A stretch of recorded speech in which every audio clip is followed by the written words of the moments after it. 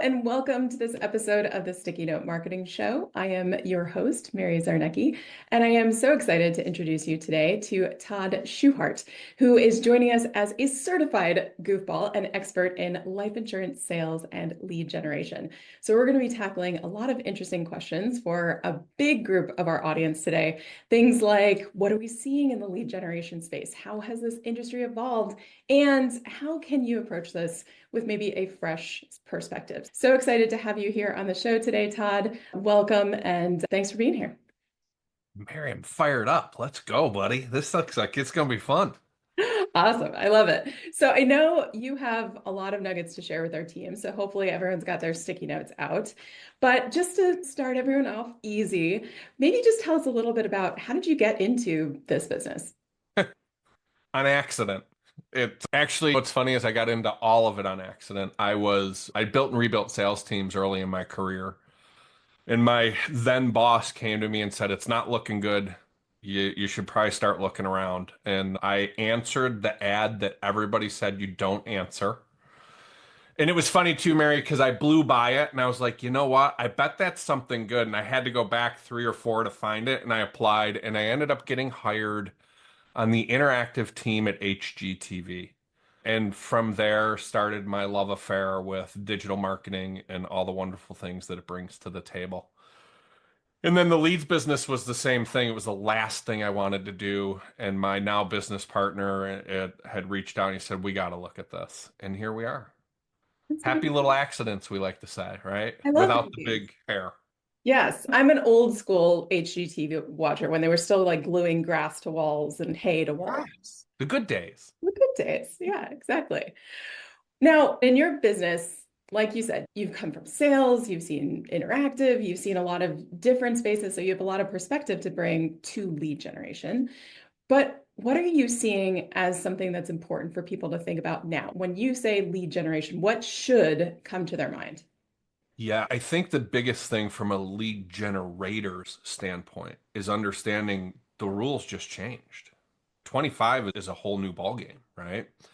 So if you don't know what I'm talking about, please pause your lead gen efforts and go read the FCC's website on what you can and can't do, especially when you get into licensed fields.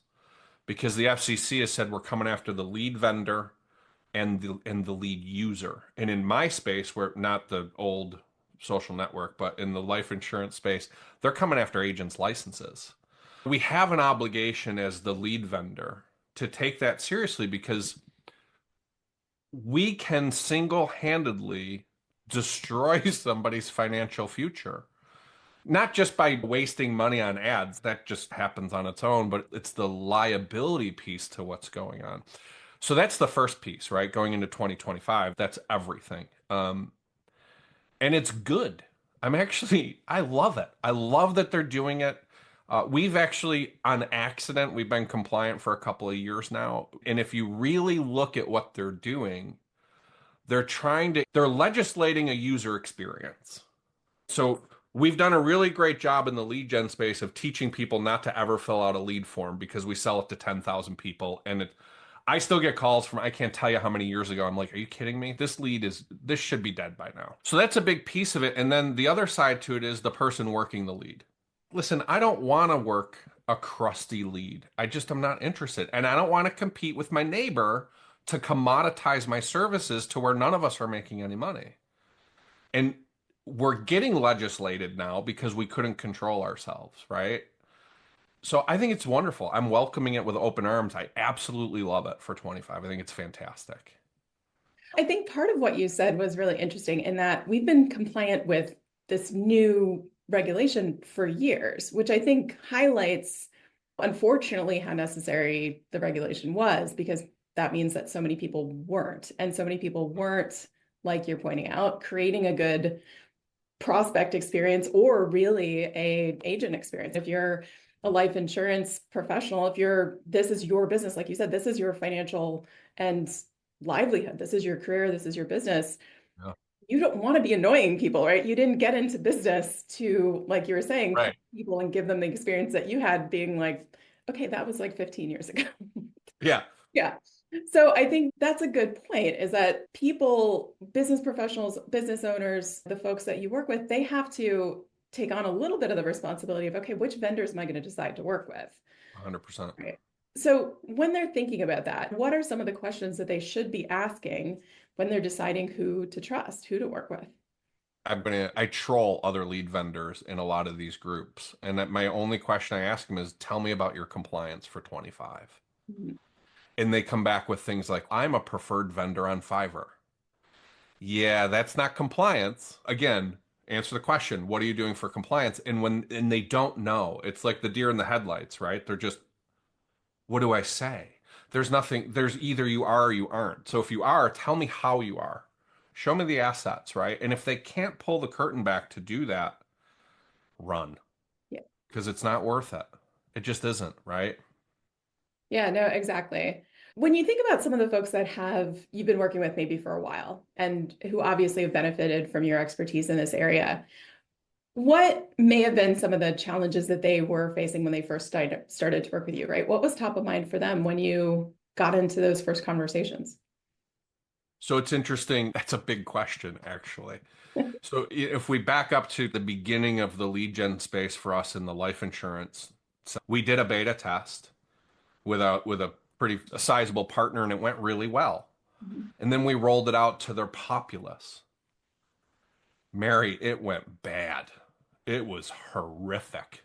People are like, your leads suck. I'm like, oh my God, that's the last thing I want to hear. And I'm like, they don't suck. They're SMS verified. Like, I'm a sales guy first. There is no better lead. So I'm like, all right, so I got you. I'll get licensed. So I went and got my license, and then I got certified to sell the program that we were generating the leads for. And I started calling the leads that they didn't take. So the ones that didn't qualify, we call it sawdust. Mhm. So I was working all the sawdust. They were right. Nobody was answering the phone. I was, and now I'm going, oh, how am I going to feed my family, right? What are we going to do now? So I just purely out of desperation, and what I always tell people is let go and play. I sent 15 text messages, closed my computer, went to dinner with my family, came back, I don't know, hour or two later, opened my computer, 14 of the 15 had replied. I went on to close the first one I texted, was the first one I spoke to, was the last one that actually got issue paid by the carrier. It took me 11 months and 16 days to get them through. But I ended up writing $165,000 in business over the next 60 days, have never sold life insurance prior to it. And what I really learned there, we have to communicate differently now than we were pre-COVID, right? Mhm. So pre-COVID, this industry was still old school, never been. They thought that innovation was I could do an e-application. Cool, at the table in the client's house. COVID came, all that left, and we had to readjust. So what I learned was we needed to teach people how to communicate via text. You Mhm. know, I was seeing text messages in the beginning, people were signing them. Hey, thanks, Todd Schuhart. What? You know, that kind of thing. So we don't just generate leads. So we run an extensive training program. I do lives every single week.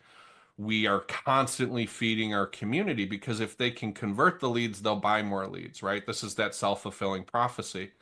So it's givers gain. It's all the things that we know, but how do we execute?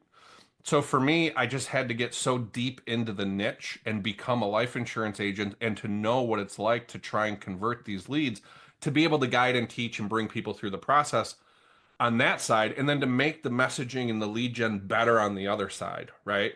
Yeah. So it's one of these things that, and I've been in the marketing space for a long time, and I've run some closed marketing groups, and we're niche jumpers. People are going to listen to this podcast who are looking for their niche, and they're all going to jump into life insurance tomorrow. The problem with that is they're jumping into life insurance tomorrow. They haven't done what they need to, and I don't care what it is, right? You do a thing where a guy comes on and says, I just made $40 million selling dental ads. Everybody's calling the dentist for the next 3 months. No one's going to have any success, right? It's just because you haven't taken the time to be the ball.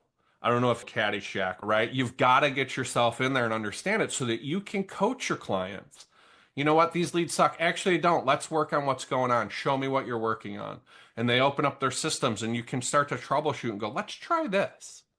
And you're doing it from a perspective of street credit, Yeah. right? I'm not just a lead vendor that decided on Tuesday because I saw somebody talking about their success in the life insurance space. I'm going to now be a life insurance expert at generating leads, right? So that's probably, it's a big answer, right? But I think that's a deep question for sure. That's my goal is I gotta ask the good questions, right? I didn't know you were bringing a shovel with you today, Mary. No, no worries. Hopefully that coffee cup's full. But so I took some notes on my sticky note here. So one of the things that you were just talking about, I'm not just giving them leads. I need to help them understand how to actually do this well, right? And in order to do that, I need to have that experience. So the like experience that just popped into my head was, I don't know about you, but we've got dogs. We got a very high energy poodle border collie mix a couple of years ago. And since we had to send her to boarding, we actually sent her to the boot camp boarding. So she got a little training. But it was interesting when we picked her up, we weren't able to just pick her up and go home. We had to go through training, right? We had to go through a whole half day of, and here's how she's learned, and here's what she does, and here's what you have to say. And I think it's very similar, honestly, to what you were just saying of helping your clients, helping the people who are now using these leads that you've generated actually communicate in a way that's relevant to the audience. Because it's not just about getting the contact anymore. It's about having the context of what their real reality is so that you can insert yourself into and create a relationship that's actually a conversation instead of just a pitch. As a marketing professional, one of my most popular training workshops for teams is customer-centric marketing. And it's usually for the marketer side, not the sales side. But one of the things we really focus on is, are you creating messaging based on what your business goal is alone, or based on what you really understand the deeper audience insight to be, how they like to experience brands? Have you checked in on that in the past 5 years? Because, stuff's changed. So, so I love the fact that you actually did it, right? You actually got certified. You actually acted like as if you were the person that you're working with. How do you keep that up? Like, how do you make sure that you're still in tune with the reality as things evolve? Because it doesn't take Oh, a global pandemic for things to change all the time. so we've taken a different approach in the way that, so a good question again, but we take the approach from agent forward versus carrier and over C-suite down. Mhm. Because what I did learn in my years of climbing the ladder to finally getting to the C-suite and being completely not happy being there, I'm like, is this really what I've been working for? Mhm. If you don't have your foot in the street, you are going to be irrelevant sooner than later. So for us, the big thing is I've always got my toe in the water. Every lead type we sell, I sold first. Every single, I don't care what it is. If I had to go learn it, I learned it. And we went out and we sold it because I can't have a client come to me and say, I just spent $4,000 on leads and none of them are converting and you're a liar, when we can say, hang on, let's listen to some calls. What do you got going on? And it's amazing what you can do to help people elevate themselves, right? And you think about creating a brand and an experience, especially as in an indie space, right? Like we're an indie brand right now because we're not huge. But we're still indie. So you give that indie experience, and that is spending some time with some folks. Oh, do I charge for it? I don't. Because if I can't get you to the point where you're converting what I produce, you're not going to be here anymore. So this is one of those things, right? You have to be able to work with your people. And if you can't do that, and if you're not in the street today, you're going to lose the tone of what's going on. I used to love in the C-suite, they would put out these products, and I'm like, you guys have lost your mind on what an SMB can afford. This isn't going to work. We're 200-300 bucks a month kind of space. You're coming out with $4,000 or $5,000 solutions and then ripping the sales team for not selling them. Nobody has the money for that. Like you have to understand your audience's perspective, right? And I think that's where a lot of marketers miss, is that they don't get in the weeds. And that's where it is. And you got to stay there. I don't care. I'm busy. I run probably 7 days a week. Never been happier. but I'm still in the weeds. You have to be at that level, or you're just going to lose it. Eventually, you're going to lose touch. Yeah, definitely. I agree because, I've worked with SMBs, I've worked with the big, like you said, the big HQ brands that are the B to C. Mhm. But I have been able to see that distinction between the corporate brands and the corporate teams that have and that make their teams actually go on ride-arounds, actually go and listen to these sales calls, actually go and spend time in the shoes of their agents and their SMB owners. Because, like you said, without that perspective, you're sitting in a conference room coming up with ideas that aren't really relevant to people's realities. Yeah. My favorite in the SMB market was somebody come in and go, Google has 10 billion users every day. Okay, cool, but John has a 4 mile radius around his shop. Are they all living right here? Like, why are we talking about that? And that's part of it too. Is the message relevant? And you don't know that until you're in the middle of it and you're going, yeah, those people don't matter. Yeah. It's the 400 that are right here. We got to get John to be a household name for. So yeah, I'm with you on that one, Mary. So I also want to pull on one of the threads that you brought up because you have a sales background, right? So you're bringing that perspective. You're not just giving people a list and being like, "Good luck," and that really agent first approach that you just talked about. So when you find, do you ever find people? Let me think about when do you ever bump into people who say, "Oh, it's not working," and then like you said, you do say, "Okay, let's listen to your calls. Let's see." What are you seeing as some of the biggest mistakes? Like when you have those conversations or when you're hearing, if you're thinking about like the way people are doing their sales right now, like you said, a lot of these SMBs, a lot of these leaders, they're good at what they do. Maybe they got into this business with a big vision, but they've never really had sales training or they've never gone through a sales training program. Where are you seeing some of the kind of skill set development areas that you see pop up time and time again? Mary, you're my favorite question asker. So the first is you have to stop trying to be sales. Mm, I think everybody gets into, okay, this is me. Now I'm in sales mode. And that's wrong, right? Because personality is what kind of bridges the gap between I'm a prospect and you're a sales guy or girl. No, we're just two people. Let's have a conversation, see what we can figure out. The problem is when you say that up front, we're just going to hang out. It's not genuine. It's not taken that way. So you have to be yourself. yeah, So the first thing is there's a couple. One is stop trying to sell, right? None of us are here to sell anything because nobody is here to be sold. Everybody's here to buy something. Does it meet my need? So how do we know if something meets a need? We got to shut up and we got to listen, right? So the biggest thing that we can do, and I say this all the time, every sales call is won at lost at hello. How you open that call determines the pace and speed for the rest of that interaction with that person.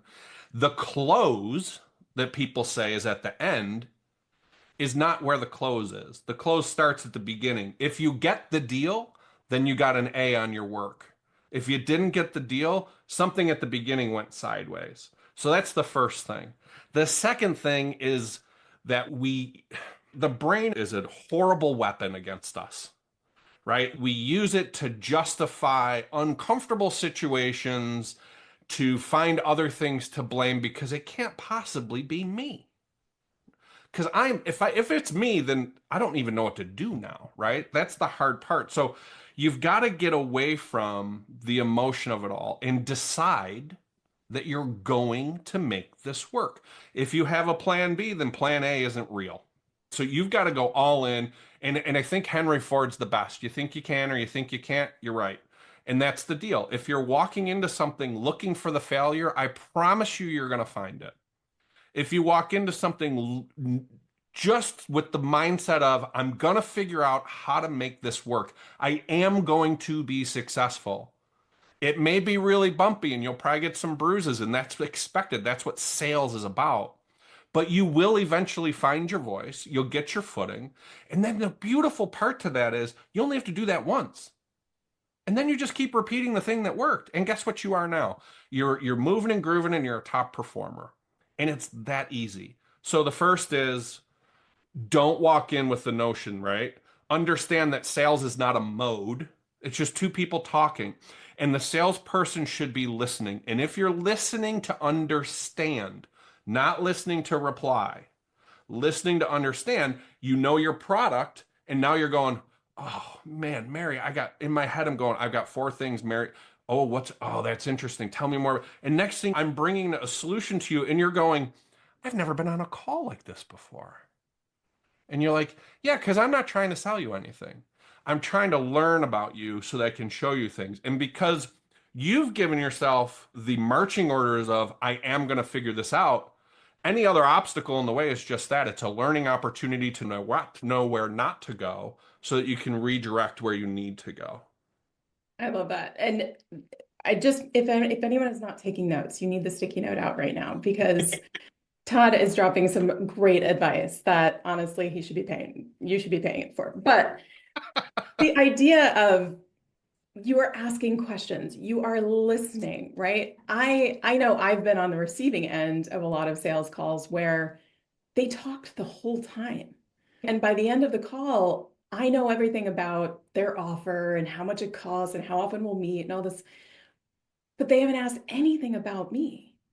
And it's so obvious when you say that, but then when you are doing it, it can feel like, oh, I have to say this, and oh, if they only knew this about my offer, like they obviously say yes, but would they?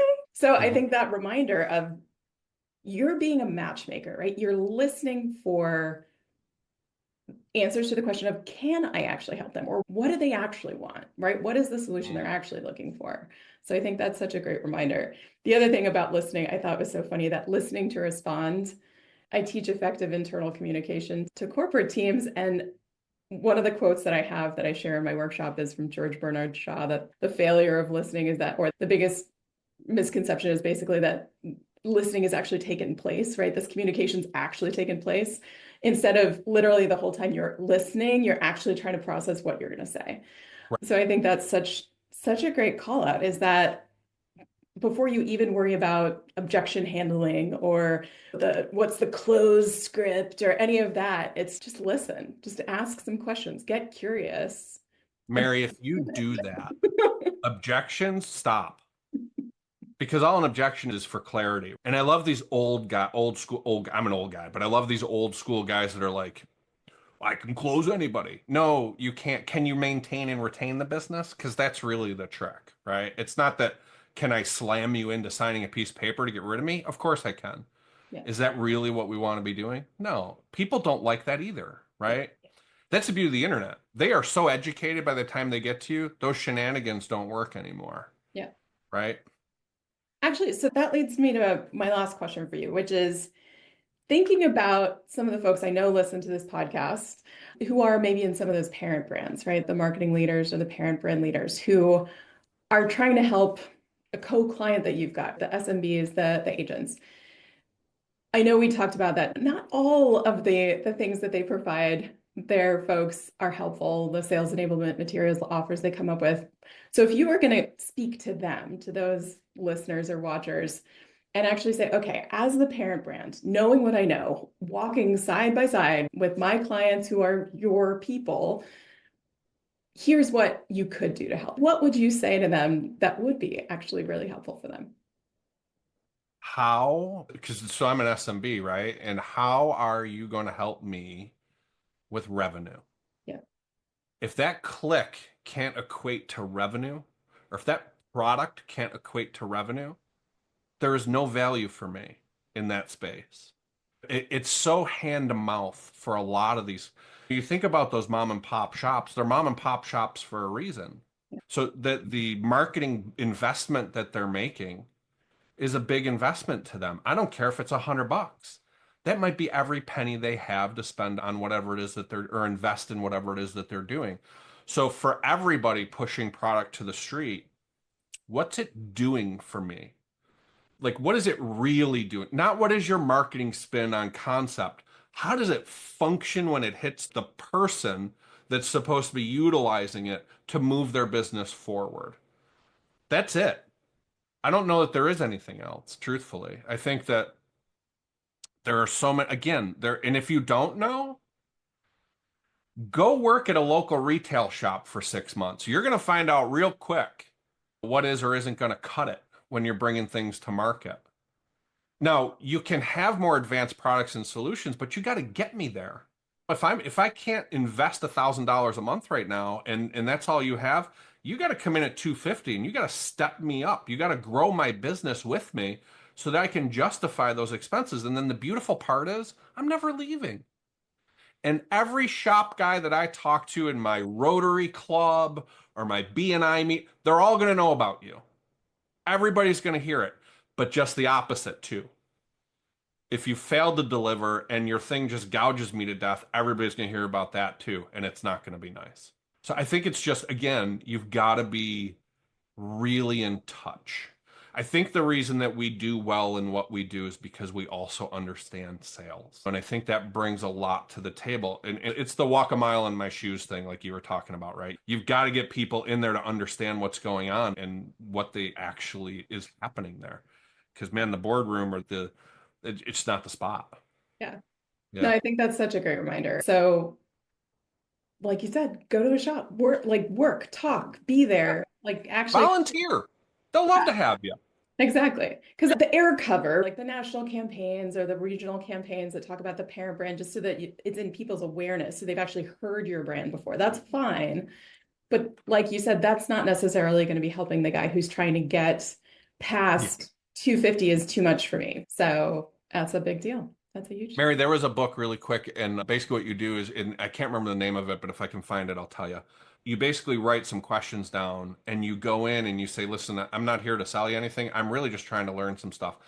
Being an ice cream shop, can you tell me X, Y, and Z? And you've got your 5 or 6 questions, and you go to 10 of those shops, they're going to tell you things that they will not tell a salesperson. And it's brutal stuff. And it's the most honest you're ever going to get. And it's also an incredible opportunity to decide whether you're going to work in that niche or if there just isn't a there. And it's so easy to do. And you'd be surprised what these people will say and what you'll learn about media and your solutions and your competitors' solutions and how they really feel about it when they think you're just in there to write a paper for your school.